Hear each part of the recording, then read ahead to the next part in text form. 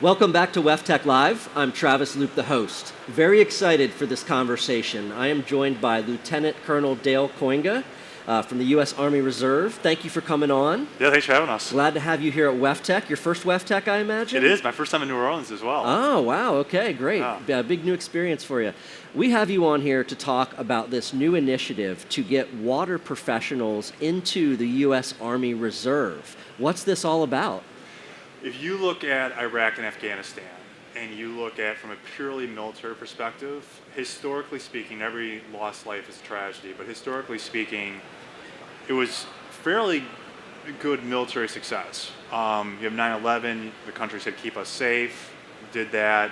The initial liberation of Iraq and Afghanistan, once again, historically speaking, went well. When you look back on lessons learned, as far as what could have gone better, one of the lessons learned that they came up with 10 years ago was we need to do a better job of what they call transitional governance. We need to have the post-military operations, we need to do a better job of transitioning into civilian society. And if you look at World War II, that was one of the great successes of World War II, was you took places like Japan, Western Europe, and it wasn't only the defeat of Germany, the defeat of Japan, but it was that decades-long process after that has led to today, Japan being one of our greatest allies in the Pacific, Western Europe being a key ally, including Germany. So the program is to really get people in uniform that are able to bring with them civilian skill sets that can help with water related issues before, during, and after conflict. And so these in Iraq, Afghanistan, being able to deal with water infrastructure, being able to help rebuild it, whatever that might be, that was a key element of helping out in those nations after the initial conflict. Yeah, I mean, it always is. I mean, I'm among the water people, right? And so, if you talk about, and the thing that you always hear in the water industry is water is life, right? Well, if water is life, then water is also power.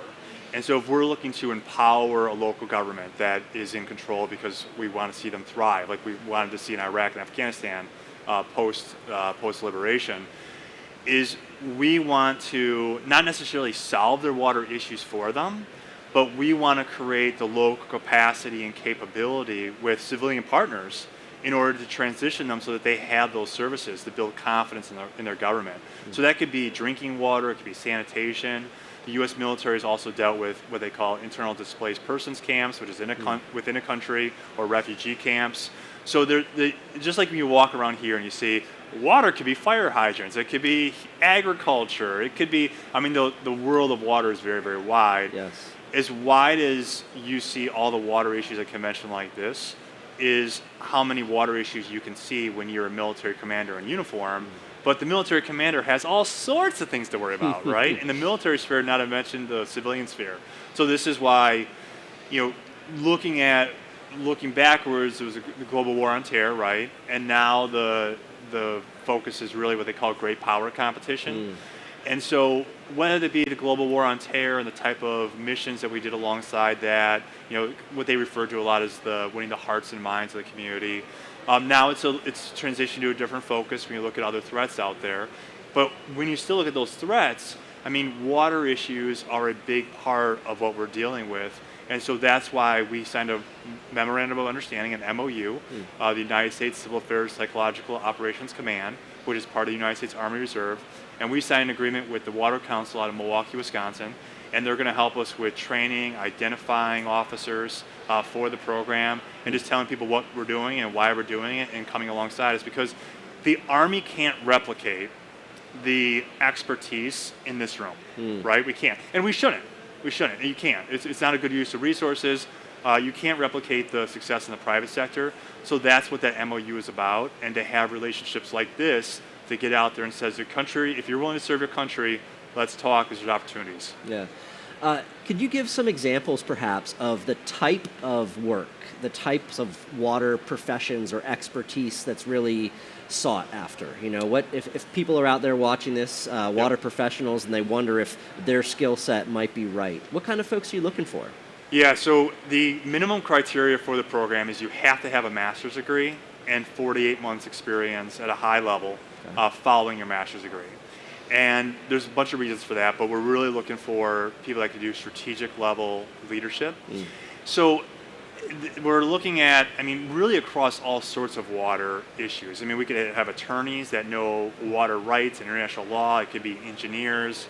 It could be business people that know the industry.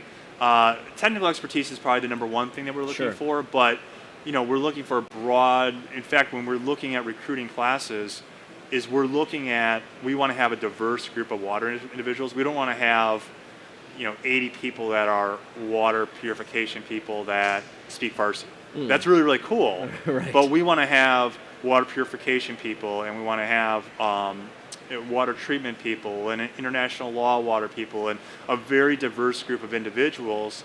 And we also want to have diversity, and we love additional languages. So any language in the world would be very, very helpful to us. We love prior service, but that's not required. So we get a lot of individuals that miss the uniform, and they think of their uniform service as like, I carried a rifle. Well, you'll still be armed, but this is a different type of service that we really, really, really want your brain, not your brawn. You still got to meet minimum physical fitness requirements for the U.S. Army. You have to, be able to get a security clearance. So there's definitely still, most people are not qualified for the program.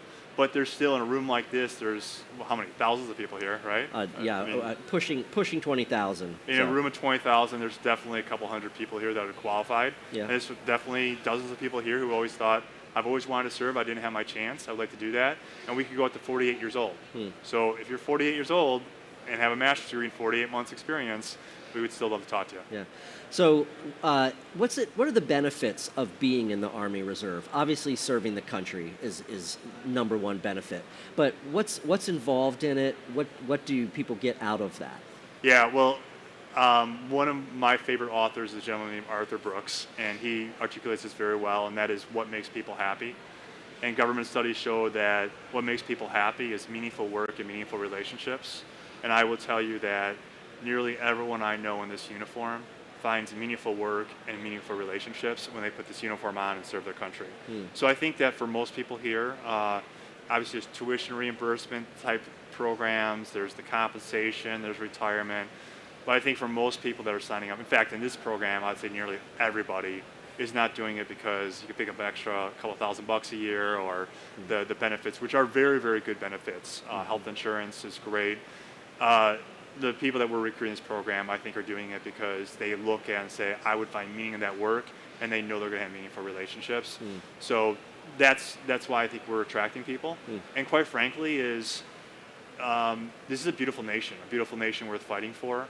And when you get out there and tell people that they have the opportunity to serve their country, a lot of individuals say, I've always thought about that, I've always wanted to do that, and right now is the time for me. And so we talk to them. Yeah. So, I mean, it's funny because we go up to 48 years old, people, a lot of folks, depending on when they decide to start a family, like, my kids are leaving the house. Like, my dynamic has drastically changed. And so if you're still in physical good shape and you get a security clearance and you have that master's and 48 months experience, like, let's talk. Let's go see if you want to join up. Sure. And could you talk a little bit about the time that's involved? I mentioned before our interview that my father was a U.S. Marine Corps Reserve. He might be watching right now. Hi, Dad. And I know, hi. Thanks for your service. And I know that he would go one weekend a month and then go for that summer training also. So what's that commitment like? What are those experiences like? Yeah. So a lot of people think of the Guard or Reserve with that 1 weekend a month, 2 weeks a year. And that is still like the minimum quoted requirement for a reservist. There's a lot have changed since probably, when did your dad leave the service? Early 2000s maybe? Okay, Yeah. all right. So that was kind of like when this was picking up more. But throughout the 70s and 80s, the Army Reserve was primarily looked upon as like the concept of reserve, like, oh, we have our reserve elements behind the hill. And if we really need them, we'll call them, right? And the Army Reserve today is very different than that. The Army Reserve today is a very integrated operational part of the active duty Army. The active duty Army needs the Army Reservists to help plug and play into their daily operations. So, yes, the minimum is 2 weeks a year, 1 week in a month, but a lot of reservists, and mostly voluntarily, want to do more than that. They want to do additional missions, additional training. For this program, initially, you're going to go to 6 weeks of a direct commissioning course. It's not basic training. It's also not a conference in New Orleans. Right. It's somewhere in between. It's somewhere in between, probably a little closer to basic training. You're not going to have warm coffee handed to you by attractive people in the morning. But so you have that 6 weeks at Fort Benning. Following that, you go to another 6-week course, which is still being worked out the details. It could be a little bit longer, it could be 8 weeks. But essentially, the first course is like, how do you become an Army officer? How do you salute? What are your ranks? What's the history? That kind of stuff. Worked out in the morning.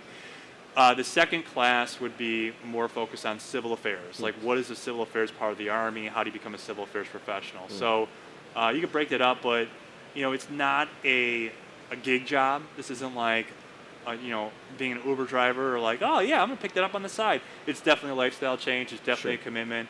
All those are the minimum requirement when you join the Army. I mean, you are raising your hand to serve at the commander's discretion. So, although we're fairly confident and we're like, you're gonna do water stuff and this is what you're gonna do, you're joining the Army. So you just got to know that and realize that and understand that's how the Army works. And sometimes you just follow orders. Yeah.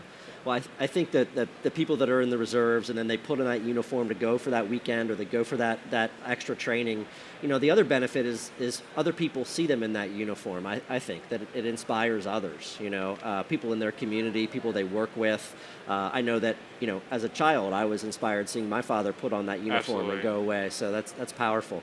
Speaking of putting on the uniform, could you talk about maybe one of the first people that has enlisted, if you will, through this new initiative? Yeah, I would love to. I don't know if he's here. I think he's here. He's here at the conference somewhere. Okay, well, we will hunt him down. We'll find him. But one of our first recruits, and this again was the Water Council in Milwaukee, Dean there said, hey, we have this guy who I think would be absolutely perfect. And Dean was absolutely correct about that. His name is Al Cho. Al Cho is, I believe, he's the Chief Strategy Officer for Xylem. Yeah. And I mean, his resume is just jaw-dropping, which is pretty typical for the type of recruit we're getting. But he was a Rhodes Scholar at Oxford. He undergraduate at Harvard, I believe. He has had experience in the State Department. Very articulate, very just good heart. He's one of the brightest minds in water. He really is. Yeah, he is just, and he's exactly what we're looking for as far as he has the intellectual capability. He's in good shape. He's in great shape. But what's really important about this program is not necessarily just what you bring with your being a subject matter expert and knowing the industry.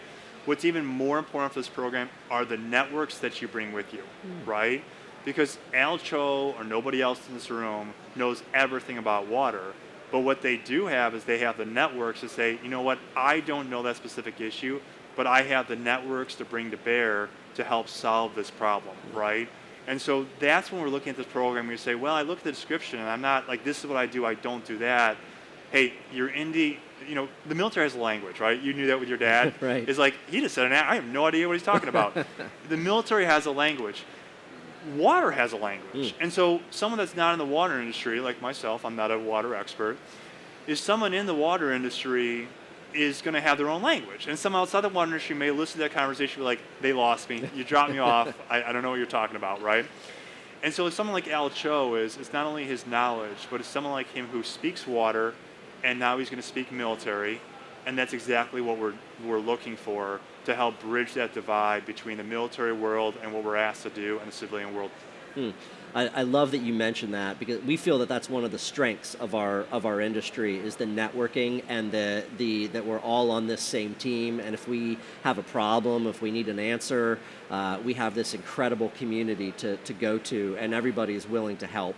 We're in this public service mindset already in providing water and sanitation for sure. Yeah. So if you look at why the program was created, civil affairs is a branch in the Army. It's like there's military intelligence, there's all sorts of branches. One of those branches is civil affairs. And so what was happening was like, well, you're my civil affairs guy. Will you set up a school system? And you're like, well, I'm more of a water guy. Or would you go out there set up a banking system? Like, well, you're my civilian guy.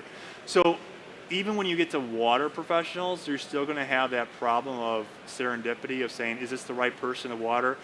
It's all right as long as it's a water officer, they'll network their way to get to the solution. Find their way. Real quickly, and most importantly, if people are interested, where should they go to get information? Yeah, reach out to the Water Council. The Okay. Water Council will help organize that and send it our way, but reach out to the Water Council. That's probably the most efficient way, because I will not be doing this for a long time, but people will change. But the Water Council and that MOU, they'll introduce you to our team, and we'll take it from there. Perfect.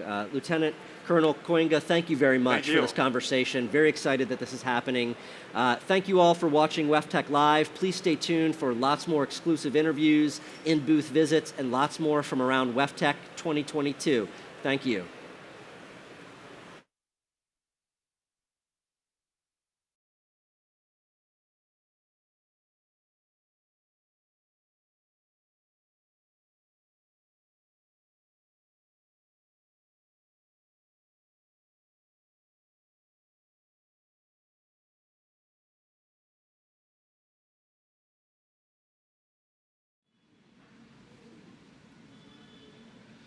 Welcome to WEFTech Live. I'm Travis Loop, the host. Joined for this conversation by two people. I have Kaushal Trivedi. He is Business Development Manager at Teledyne ISCO. And Anna Marotra. She is Director of the Wastewater Surveillance Program for the Water Environment Federation. Thank you both so much for being here.